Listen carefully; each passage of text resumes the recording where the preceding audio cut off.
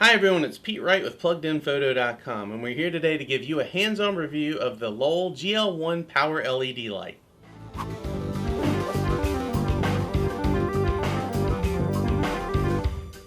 So let's jump right in. To me, one of the things that's really missed when you talk about any type of product review is the packaging. That's usually one of the things that people skip right over. And in this case, it's actually one of the shining stars of this unit. Now, you wouldn't think packaging is a big deal, but when somebody thinks ahead and does something innovative with the packaging, you have to be a little impressed. Now, to look at it from the outside, it doesn't look anything special. It does have information on the back of the box about what the product is, and it gives you some details and specs, and it's a sleek looking black box. But what's really cool about this is that when you open it up, it actually has a foam insert. The foam insert has cutouts that accommodates each of the things that comes with this.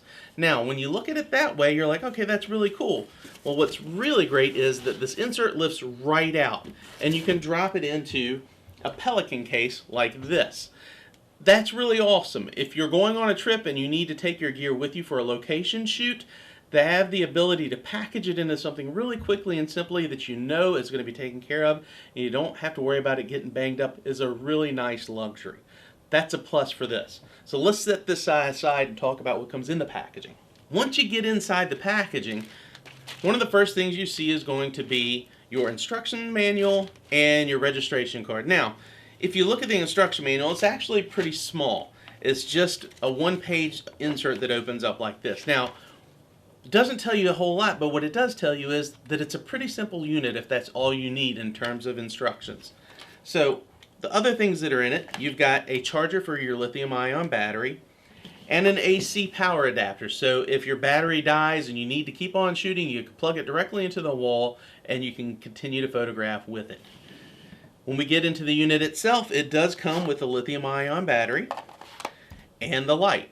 Now, let's talk about the light. The light is, if you look at it, very similar to a cordless drill. To me, that's part of the genius in this, that if you think about it, the cordless drill, a lot of work went into the ergonomics of a cordless drill in terms of balancing the weight of it, finding something that's comfortable for someone to hold and use and work with. This actually does great for that. It's something that we're also familiar with. So we immediately know what we're supposed to do when we pick this up and hold it. Now, with the light, it also has a trigger that looks just like the trigger of a drill. Now, this trigger is actually to be used two different ways. You can actually use it if once we go in and turn it on the back, we can use it and control the power simply by pulling it back a little bit at a time. And the further we pull it back, the brighter the light gets. Or you can pull it all the way back, hold it for a second, and release, and the light stays on continuously. And then you adjust your power with this dial on the back, up and down. The dial on the back goes from 1 to 8. Now, one of the things that I feel like they could have done that wasn't super intuitive was that in the instructions it says you pull the trigger back and the light stays on. What I expected was that when I pulled this back, the trigger would stay back for me, which it doesn't. So that threw me off just a little bit. But after you play with it just a little bit and you get used to exactly how far you have to pull it and how long you have to hold it in position before it stays on, it's pretty simple. It's not super complicated. But the ability to be able to control the power of the light two different ways, by either pulling the trigger back slowly to get it where you want or locking it in place and using the dial, is fantastic. I found that when using it, pulling it back and locking it to a continuous light and controlling the dial was pretty nice. That way, if you're trying to photograph the same subject over a period of time and have consistent lighting, you know you're going to have the exact power you want. Again, the dial adjusts from 1 to 8, so you have essentially 8 different ranges of power for this. The next thing about this is that it has a Fresnel lens on it that essentially lets you zoom back, which is the state it's in now, for a flood type light, or zoom all the way in to give yourself a spotlight. It also has 8 stops of range, 1 through 8, so if you find that you really like this setting for when you're photographing, you can just go to 4 and you know, okay, that's what I like. I like that amount of light coming out of it.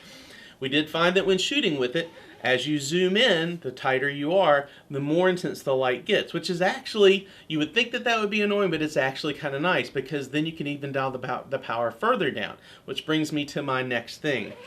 When we get to the battery life on this, the battery life, the manufacturer says, lasts about an hour to an hour and a half. However, as photographers, we very rarely turn a light on and leave it on for extended periods of time. Usually what we'll do is turn it on, light our subject, and then turn it off. And then a few minutes later, if we need it again, we turn it back on. In that environment, this light could last in a wedding situation, one, maybe two weddings or more, depending on how much you're using it. That's a really nice bonus. Now, the light is 3000 Kelvin, so it's a tungsten balanced light. And it's a very, very warm tungsten balanced light. Now, you can do two different things. You can either white balance at the very beginning to make sure that you're getting the color balance that you want, or it actually comes with an 82mm thread, and you can get an 82mm daylight balance filter that pops right on the front of this so that you get the color balance that you want if you're looking for that daylight balance feel. If you're shooting in a daylight environment where you're outside at sunset or in that type of a field, then the balance of this is pretty good and it actually matches with the environment. But they do give you the ability to adjust the color temperature of this. The weight of this is pretty comfortable. It's about 3 3/4 pounds, so it's a little under 4 pounds in terms of the weight, and that doesn't feel too heavy. You're not going to carry this around and get tired of using it, but it is, like I said, heavy enough that when you sit it down to photograph with it, it's got enough weight that it's going to not fall over very, very easily. The other thing to know about this is that it does have a CRI of 90, and on the CRI scale, that's pretty high. And then last but not least is your pricing. You're sitting at a street price of $6.99. Now that is pretty high, especially compared to other handheld light units that are out there, but it's also probably one of the most versatile handheld lights that I've seen. The fact that you have multiple ways that you can mount it and hold it and use it, and the comfort level of it is very great.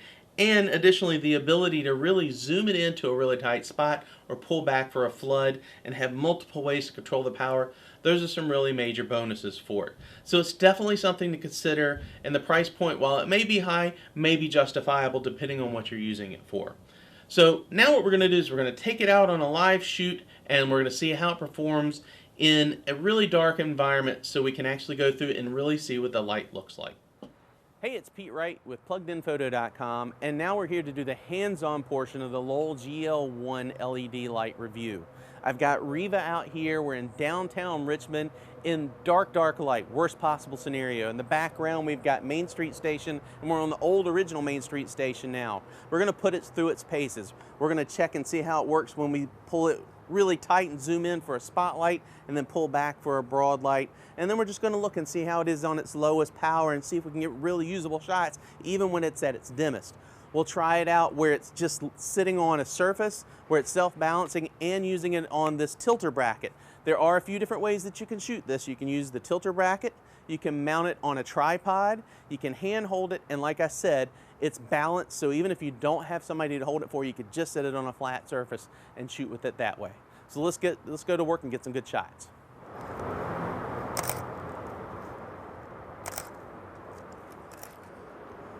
Turn your face even more. There we go, right there, and eyes back to me. Love it. Okay, I'm going to try to open up just a little bit so I can get a little bit more depth. So I'm going to drag my shutter. I need you to hold super, super still. And for that, I got to dial this back. So we're going to dial the power down a little bit. There we go. A lot less intense now.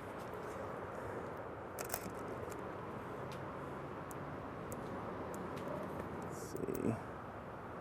Now I'm going to dial the power back again. It's almost off. So even at minimal power, I'm getting actually really, really great light on her. I've got it to its very lowest setting. Really get in. Oh, the wind's great on your hair right now. So now we've got the light sitting on top of the guitar amp. It was when we moved to this new pose, this new spot here, what happened was my light stand couldn't get low enough to get the light where I needed to, but because it's balanced and I can just sit it on any flat surface, now I'm getting a fantastic image of her with a light right where I want. I've got it dialed down, so I'm not even close to full power, and I'm pulled back, so I've got a nice broad light. In the background, I've got the beautiful views of the city with the Main Street Station clock tower back there. So we're going to go to work and get some great shots of her. Looking right above the light now. Chin up just a little bit more. Right there. Good. Right. Beautiful. Love it. Just gorgeous light right now. I mean, it's just beautiful. Love it. That is fantastic. Gorgeous. This light is working fantastic. We're getting really great images. Perfect. All right, so we've got it at its broadest setting right now, and I've got it actually so it's feathered, and just the edge of the light is catching her, and the rest of the light's picking up the background a little bit, so we have a little bit more depth. So let's see how we look. All right, got my composition. So now I'm going to bump the power because I've actually got it at its lowest power setting, so let's bump it up. We saw what we could do with it at its lowest. There it is all the way open, and now we've got light on everything. I almost have to dial my camera back now. All right, Reva, right at me again. Bring both hands up to the guitar.